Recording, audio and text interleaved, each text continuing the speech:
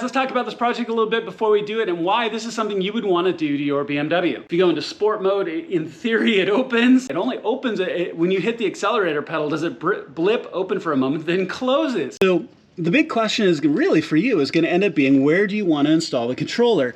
Now you have a number of options. You could potentially pull your plastic, and this is your wheel well plastic, between your rear tire and the bumper. There's lots of space back here if you pulled this plastic down, and you could route the cables out through one side.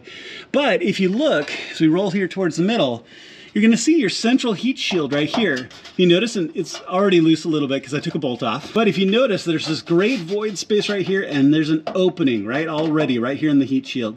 So if we actually put the box behind this heat shield, pull the cables out, safely keeping them away from your exhaust pipes, and route them to both sides, it's going to be absolutely perfect.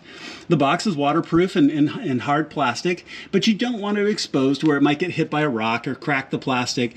It is waterproof as well, but in this place it's going to be shielded really nicely with the heat shield away from any radiant heat coming off your exhaust, any rocks or any other damage. So this really is, in this M3, this F80 M3, in an ideal place to put it.